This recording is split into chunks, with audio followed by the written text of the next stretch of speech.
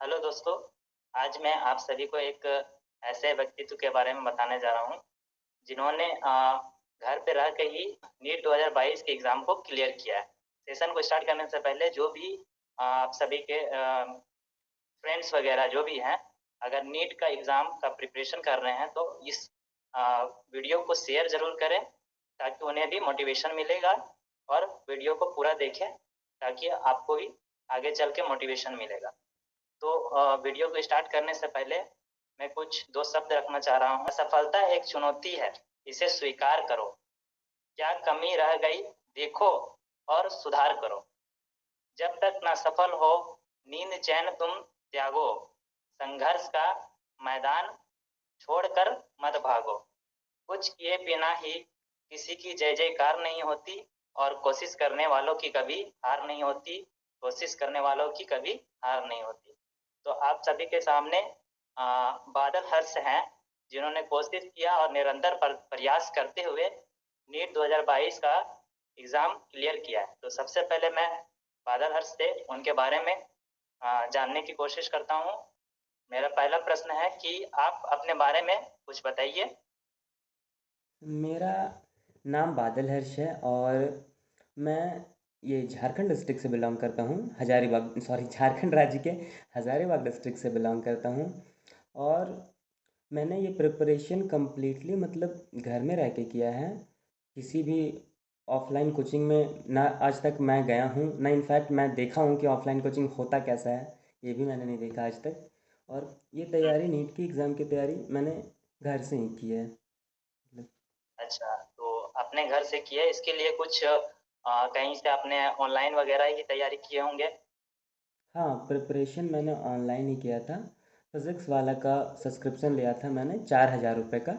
और उसी के हुँ, हेल्प से मैंने मतलब फ़ीस के नाम पर मैंने 4,000 रुपये ही पे किया। और उसी से मेरा प्रिपरेशन हो गया मतलब नीट का। चलिए। तो बादल आप हमारे व्यूअर्स को बताइए कि आपका स्कूलिंग 10th और 12th कहाँ से था? मैं बता दूं कि सबसे पहले मैं गांव में पढ़ता था मतलब क्लास 5 तक मैं गांव में पढ़ता था। छोटा सा स्कूल होता था हमारा, खपड़ेल वाला। ठीक है, जहाँ हुँ, 3-4 रूम होता था और स्कूल वहीं पे पढ़ते थे। 5 तक मैंने वहाँ से पढ़ाई की। 6 क्लास से मुझे फ़र्स्ट टाइम अपॉर्चुनिटी मिला था कि मैं ये किसी बड़े स्कूल में जा पाऊँ। तो सामने मेरा गांव बड़का गांव में है, तो यहाँ से लगभग 30 किलोमीटर दूर हजारीबाग है। तो 6 क्लास से मुझे मौका मिला था कि मैं हजारीबाग के एक स्कूल में पढूँ। वहाँ से मैंने 6 से 10 तक पढ़ाई करी थी। जैक एंड जिल स्कूल नाम है मेरे स्कूल का। तो जैक एंड ओके, जिल स्कूल में मैंने क्लास 6 से 10 तक पढ़ा। वहाँ से बोर्ड एग्ज़ाम दिया था सीबीएसई बोर्ड से। उसके बाद डीएवी स्कूल में मेरा एडमिशन हुआ था, डीएवी हज़ारीबाग में। 11th और 12th मैंने पीसीबी लिया था। और वहाँ से 11th और 12th मैंने डीएवी स्कूल से 11th और 12th कंप्लीट किया था। ओके, ओके, आपने डीएवी से किया। तो बादल आप बता सकते हैं कि आपके मतलब 10th में कैसे मार्क्स थे, 12th में कैसे मार्क्स थे? हाँ, मतलब मार्क्स 10th में बहुत अच्छे नहीं थे मतलब एवरेज था, थोड़ा सा अच्छा मतलब एवरेज ही बोल सकते हैं आप। 10th में मेरे ठीक है। ओवरऑल आए थे 89.2%। यस, अगर मैं सही याद आ रहा है मुझे तो 89.2% थे। मैथ्स में मेरे हुँ, ठीक ठाक मार्क्स थे। मैथ्स में मेरे 96 मार्क्स थे आउट ऑफ 100। साइंस और में साइंस में आई गेस 92 या 93 था। ये दोनों में से कुछ एक था। चलिए, मतलब ऐसे अगर देखा जाए तो मैथ्स और साइंस आपका हाँ। अच्छा था। हाँ, ठीक है, और आपके 12th में कितने मार्क्स थे? 12th में मेरे परसेंटेज? परसेंटेज आए थे 94.8% सीबीएसई बोर्ड से ओवरऑल। ओके, और फिज़िक्स में मेरे थे 95 मार्क्स। केमिस्ट्री में था, केमिस्ट्री में भी 95 था। यस, केमिस्ट्री में 95 था। बायोलॉजी में मेरे थे 97 मार्क्स। और हुँ, इंग्लिश में थोड़ा कम था, 92। 92, यस, इंग्लिश में ठीक है। 92। और एडिशनल सब्जेक्ट एक होता है, पांचवा सब्जेक्ट। ठीक है, मतलब वो मेन सब्जेक्ट ही होता है लेकिन वो चारों से अलग होता है। वो पेंटिंग था मेरे स्कूल में, वो कंपलसरी होता था, वहाँ पे पेंटिंग ही लेना होता था। तो पेंटिंग मुझे चलिए, करना भी सीख गया था मैं इसी वजह से। तो उसमें मेरे 95 मार्क्स थे। आपने कितने अटेम्प्ट दिए हैं अभी तक? नीट एग्ज़ाम में फ़र्स्ट अटेम्प्ट मैंने बिना किसी तैयारी के दिया था, ऐसे ही मतलब उस समय मेरा कोई सोच नहीं था कि क्लियर करना है, क्या करना है, बस हँसते-खेलते दे दिया था, बिना किसी तैयारी के।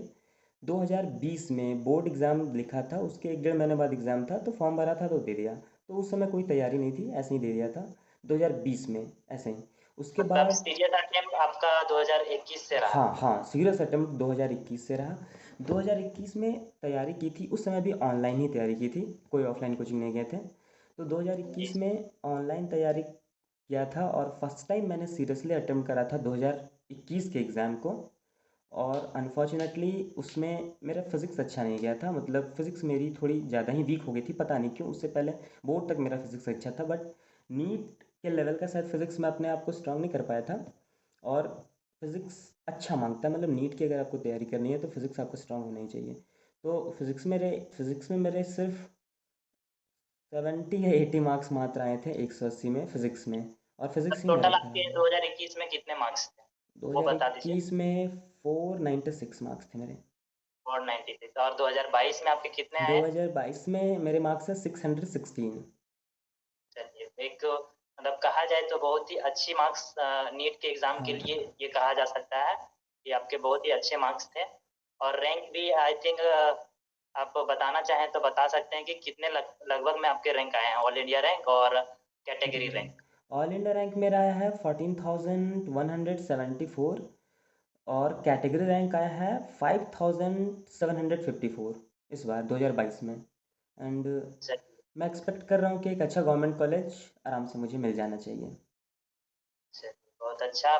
मैं आपको बधाई देता हूँ कि आपने जी, थैंक यू। 2022 का एग्ज़ाम सेकेंड अटेम्प्ट में, कहा जाए तो सीरियस सेकेंड अटेम्प्ट ही था आपका। हाँ, हाँ, बोल सकते हैं। आप सेकेंड अटेम्प्ट में ही आपने पास कर दिया, क्वालिफाई कर दिया, तो ये बहुत बड़ी बात हो जाती है। और इससे आप घर में भी रह के तैयारी किए हैं ऑनलाइन के थ्रू, तो लोगों को, जो स्टूडेंट अभी तैयारी कर रहे हैं, उनको भी मोटिवेशन मिलेगा कि ऑफलाइन क्लास करना ही ज़रूरी नहीं है। हाँ, अगर आपके पास सोर्स अवेलेबल है ऑनलाइन, तो आप उसके थ्रू भी कर सकते हैं। तैयारी करके और हाँ। क्वालिफाई हो सकते हैं।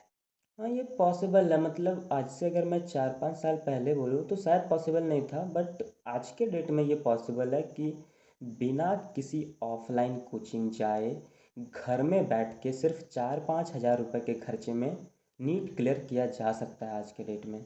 और ऑनलाइन दुनिया है, सब कुछ इंटरनेट में अवेलेबल है। अगर देखिए, किसी भी चीज़ को डिपेंड करता है कि आप यूज़ कैसा कर रहे हैं।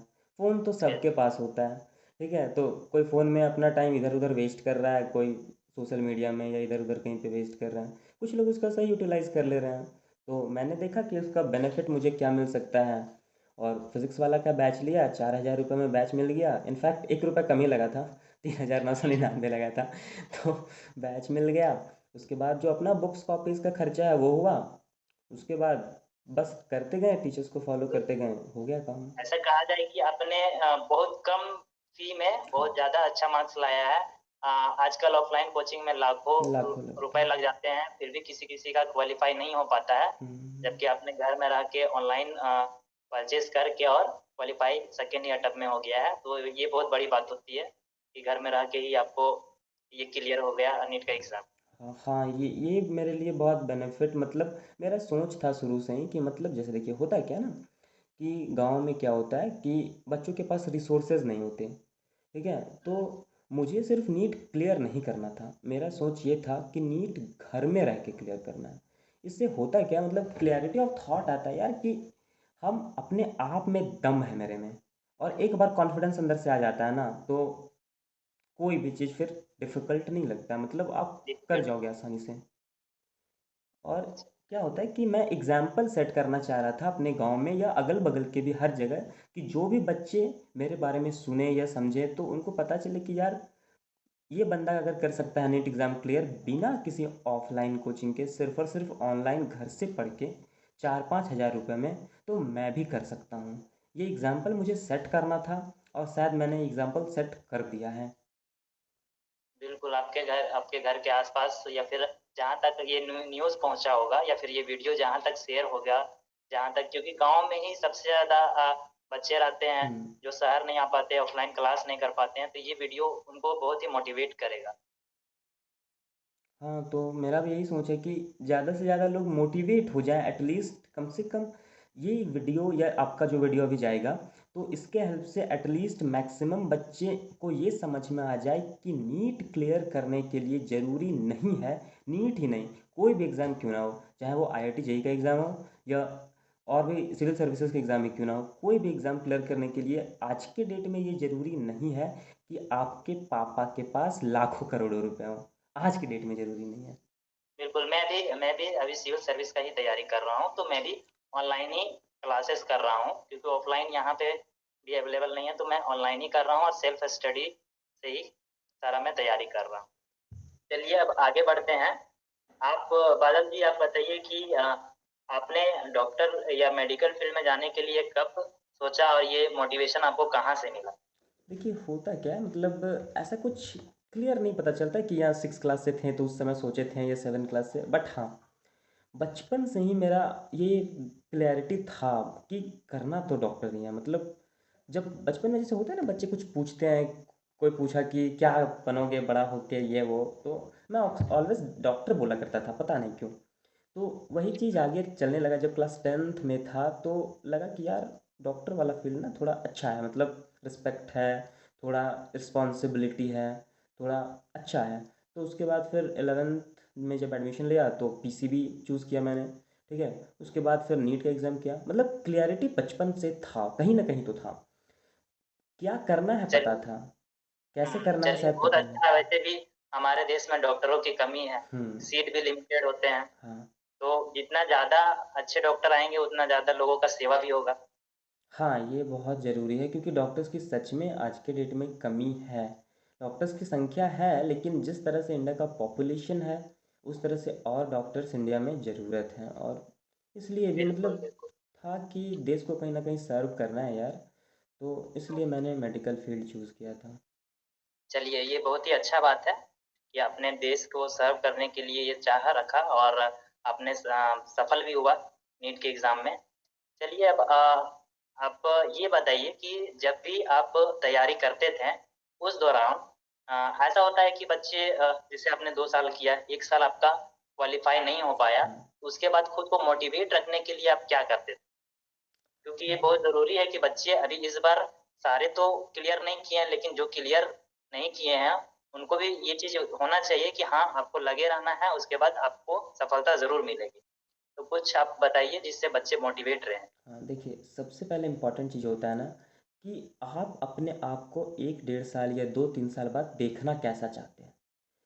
तो मैं अपने आप को जब भी देखता था तो मेरे को वही दिखता था यार कि एक इंसान है जिसका शक्ल मेरे से मैच कर रहा है, मतलब मैं ही हूँ और वो वाइट कोट पहने हुए है, गले में लटक रहा है वो स्टेथोस्कोप।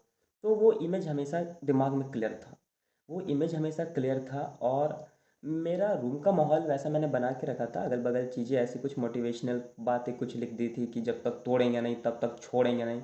ठीक है, तो वो बहुत मुझे मोटिवेट करता था।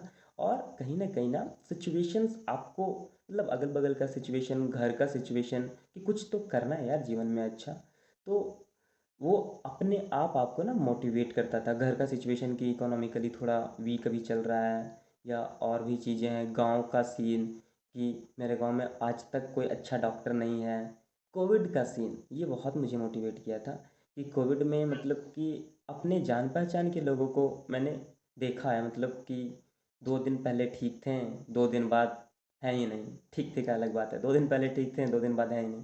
तो ये सब चीज़ें भी और मोटिवेट किया कि नहीं, बनना तो डॉक्टर ही है, क्योंकि कहीं ना कहीं डॉक्टर की कमी के कारण इस बार कोविड में वे लोग भी मारे मारे गए जो लोग शायद बच सकते थे। तो इस वजह से भी बिल्कुल, आया कि बिल्कुल। मोटिवेशन यहाँ से आता है। और कई बार होता है ना कि एग्ज़ाम का तैयारी कर रहे हैं, टेस्ट में नंबर नहीं आ रहे हैं, या लग रहा है कि होगा नहीं होगा, ऐसा सबके साथ होता है। मतलब चाहे वो कोई भी स्टूडेंट हो, अगर वो किसी भी कॉम्पिटिटिव एग्ज़ाम के लिए तैयारी कर रहा है तो उसको बीच में ऐसा लगता है। तो मैंने क्या करा था कि 2 4 गाने ना जो मोटिवेशनल टाइप से थे, मतलब कि ये बॉलीवुड के ही गाने। ठीक है, और एक बिलीवर आपने सॉन्ग सुना होगा, टू मेट मी हाँ या जी। टू मेट मी या बिलीवर। तो ये गाना मैंने अपने फ़ोन में सिर्फ 4 5 ही गाने रखे थे मैंने, और सारे गाने मोटिवेशनल वाले, मतलब मेरे को कोई दूसरा दुनिया से मतलब ही नहीं रहता था, और उसको मैं लूप में सुनता था। जैसे कि शाम का मेरा टाइम रहता था कि 5 साढ़े 5 बजे मैं घर के छत पे जाता था और कान में ईयरफ़ोन लगाता था और लूप में मतलब एक ही गाने को 4 बार 5 बार इस तरह से लूप में सुनते जा रहा हूँ, सुनते जा रहा हूँ, सुनते जा रहा हूँ। तो वो ऐसे गाने मैं चूज़ करता था ना कि अंदर से आपको ना खून खौला के रख दें, ठीक है?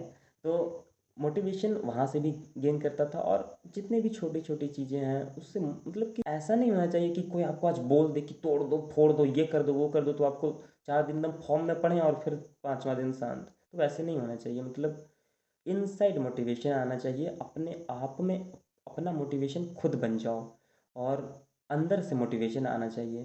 तो वो काम करता है लॉन्ग समय तक मतलब लंबे डिस्टेंस तक, वरना क्या होगा कि आप कुछ दिन तो बहुत अच्छा परफॉर्म कर लोगे, फिर धीरे धीरे आप चीज़ों को प्रोक्रेस्टिनेट करने लगो कि नहीं यार आज नहीं कल कर लेते हैं ना, परसों कर लेते हैं ना। और वो एक बार आने लगता है ना तो फिर आपको फिर प्रॉब्लम क्रिएट होगा, फिर नंबर कम आने लगेंगे, फिर आप ढंग से पढ़ नहीं पाओगे, कंसंट्रेट नहीं कर पाओगे।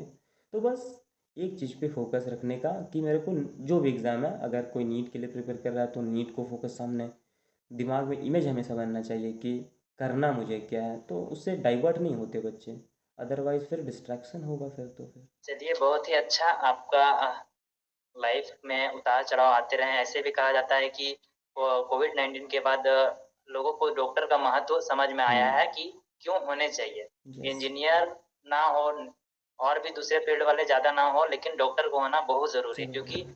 नेता हो, चाहे इंजीनियर हो, चाहे कोई भी हो, वो एट द एंड डॉक्टर के पास ही जाता है। तो डॉक्टर का होना बहुत ज़्यादा ज़रूरी है। चलिए, बहुत अच्छी बात है, आपने खुद को मोटिवेट रखा और नीट 2022 में आप सफल हुए। तो एक सजेशन आप छोटे भाइयों बहनों के लिए दे दें जो अभी 9-10 में है और जिनका सपना है नीट में जाने का। देखो, जो बच्चे मुझे अगर देख रहे हैं क्लास 9th और 10th के बच्चे, तो सबसे पहले बात आपको क्लास 9th और 10th का एग्ज़ाम बहुत अच्छे से करना है। अगर आप किसी भी बोर्ड से हो तो पहले कोशिश करो कि वो बोर्ड का एग्ज़ाम बहुत अच्छा हो जाए, ठीक है? अगर थोड़ा ख़राब भी हो जाए तो बहुत दिक्कत नहीं है, बट आपको कोशिश करना है कि बोर्ड का एग्ज़ाम अच्छा हो जाए। और अगर आप किसी कॉम्पिटिटिव एग्ज़ाम के लिए उस समय से अगर 10th बेसिस पे प्रिपेयर कर रहे हो, जैसे एनटीएससी के लिए अगर आप प्रिपेयर कर रहे हो, तो आप उसके लिए जा सकते हो। 10th के बाद डॉक्टर बनने के लिए आपको जो एग्ज़ाम देना पड़ता है नीट का, उसमें फिज़िक्स पूछते हैं, केमिस्ट्री पूछते हैं और बायोलॉजी पूछते हैं। तो आपको क्लास 10th के बाद 11th में पीसीबी लेना होगा। नीट अगर एग्ज़ाम को आप अगर टारगेट वो कर रहे हैं, तो आपको नीट एग्ज़ाम देने के लिए 12th में पीसीबी होना मस्ट है। या वो लोग का एक ऑप्शन रहता है, अगर बायो नहीं है तो बायोटेक्नोलॉजी, बट हमारे ये सीबीएसई में वैसा कुछ नहीं होता है, या होता है तो फिर उसके लिए ज़्यादा टेंशन नहीं लेना। पीसीबी लीजिए और कुछ लोग क्या होते हैं कि साथ में मैथ्स ले लेते हैं। तो अगर आपको कुछ किसी ऐसे फील्ड में जाना है जिसमें मैथ यूज़ हो रहा है तो मैथ्स लीजिए।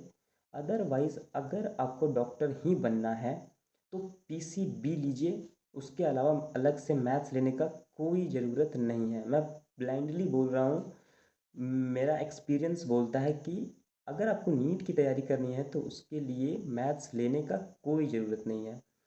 कुछ बच्चे को ऐसा लगता है कि अगर मैथ्स नहीं लेंगे तो फिज़िक्स वीक हो जाएगा, ऐसा कुछ नहीं होता, ठीक है? ऐसा कुछ नहीं होता। अगर आप फिज़िक्स पढ़ोगे तो आप किसी भी टीचर से पढ़ोगे तो सबसे पहले 4-5 क्लास वो लोग बेसिक मैथ्स का लेते हैं, क्लास 11th में, जो यूज़ होता है ये में। तो 10th के लिए तो बोल रहा हूँ कि 11th में आप पीसीबी लो और कोशिश करो कि 11th से ही अपना कंसेप्ट बहुत स्ट्रॉन्ग करो और टॉपिक्स बहुत स्ट्रॉन्ग करो।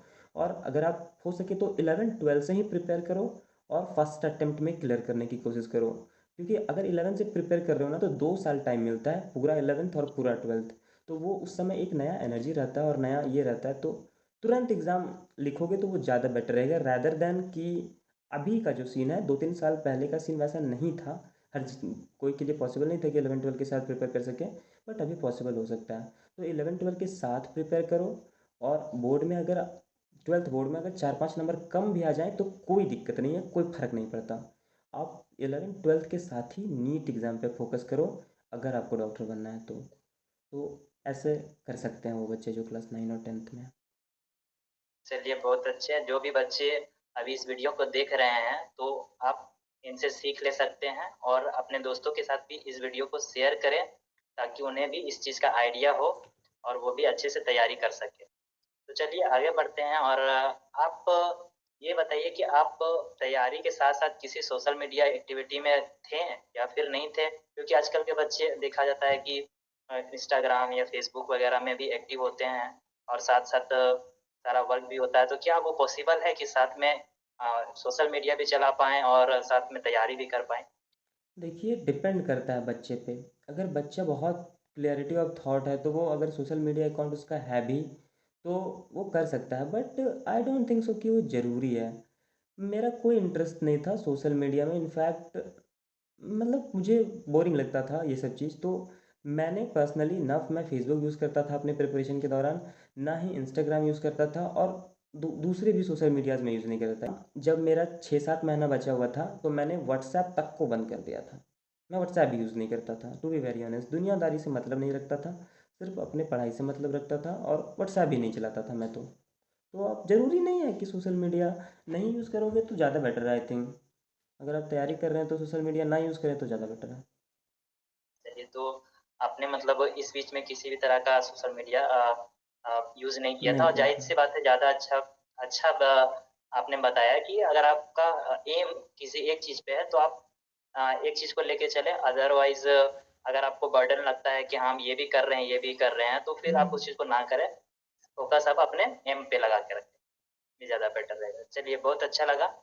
और इसके बाद क्या आप अभी जैसे क्लियर हो गया है, उसके बाद फिर आपका क्या है प्रोसेस?